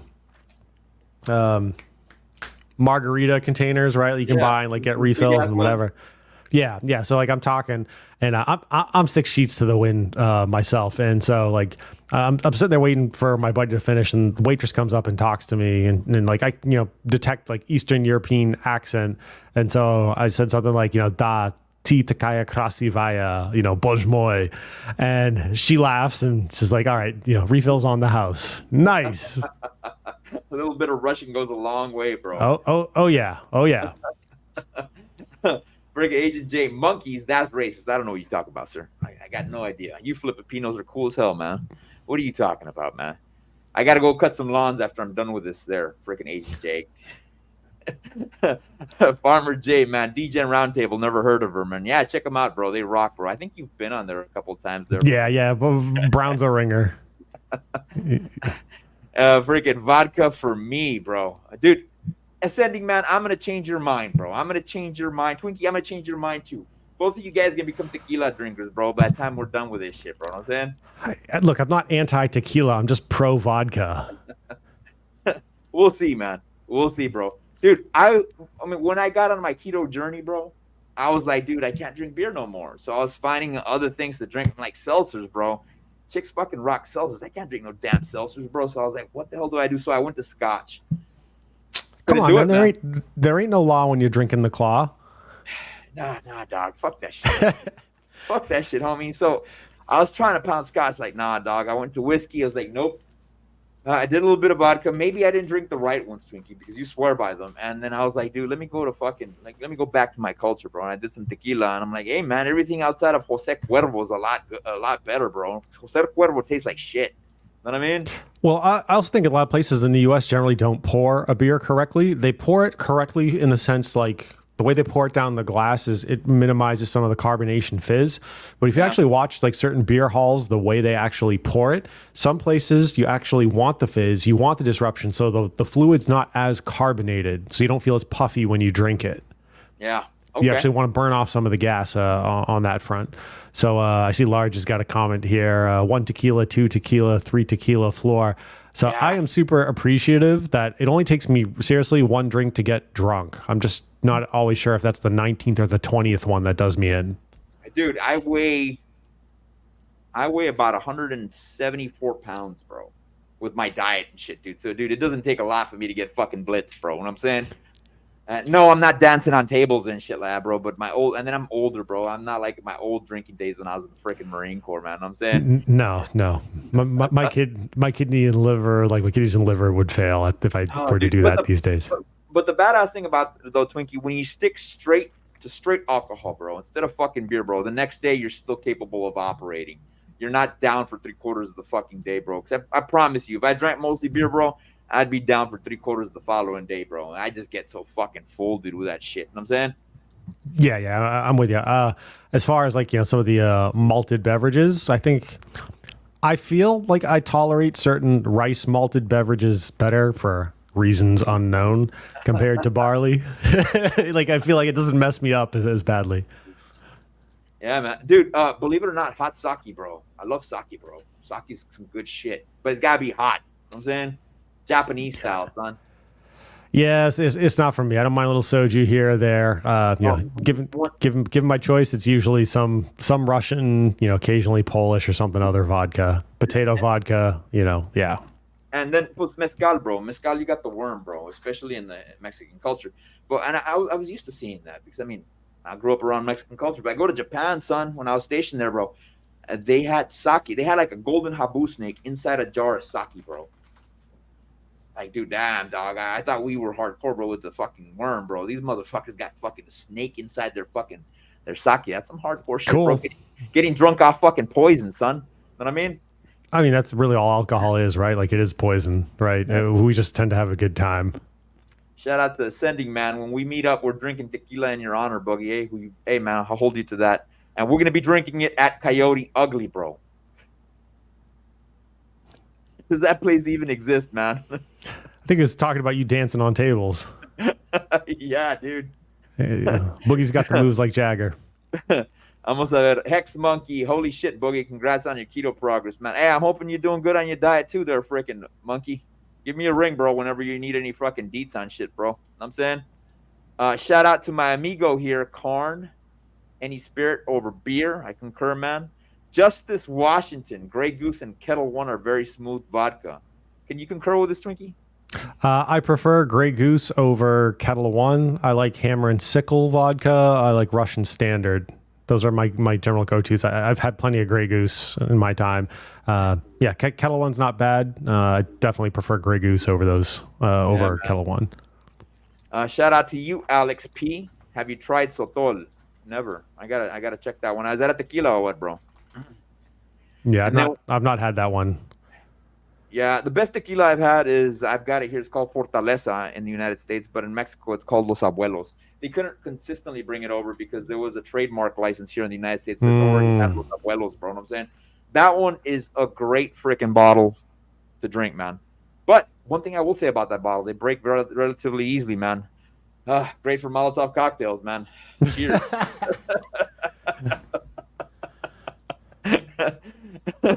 Fuego. When we meet up, I'll have fruit juice. I hate alcohol. Dude, you can't do that, Agent J. You cannot do that, son. Yeah, look at his picture. It's him dancing, right? But he ain't gonna have no alcohol. He's clearly on the dance floor. I'm calling shenanigans. Jay, I start talking a lot of shit when I'm drunk, man. You gotta do the same to me, bro. You know what I'm saying? What is your favorite Reposado tequila? Reposado, I'll go with Run of the Mill 1800, bro. That's my favorite Reposado. I like that one. That one's pretty run of the mill. I actually had 3 shots of that today, man. Before I went to the gym. Note to self: never freaking drink tequila before you hit up the gym, dog. I mean, that's one way to do it. Like kind of in a lot of ways brings a whole new meaning to the term beer muscles. Yeah, man. All right, guys. Make sure you guys like the video, man. I see 26 here people in the chat. I see the freaking chat box lighting up, man. Like the video. It pushes my fucking channel feed in an upward fashion, man. Subscribe to my channel. At the bottom, you got my amigo here, freaking Angry Twinkie. Follow his channel. Follow me on Twitter. The link's at the bottom as well, along with Instagram. Instagram, I post some memes. Freaking Twitter, I'm always sharing a lot of interesting shit on there, man. So shout out to you guys, man. Thank you guys for being here. I'll try to be back here tomorrow. I know I say that all the freaking time, man. But, dude, when you're working full-time, you got a business, bro, and you're running Crypto Sun plus a YouTube channel, yeah, you get pretty damn busy, bro. And then you got 4 dogs to top that off, man, along with fucking 3 acres of property, which I constantly got to keep up, Twinkie. And I know you know what I'm talking about, bro. I do. You know what I'm saying? I do. Yep. Yeah, you gotta watch out for them snakes. Yeah, I will. I'll do that. Catch you monkeys on the flip side. Hit it, Twinksters. Got it.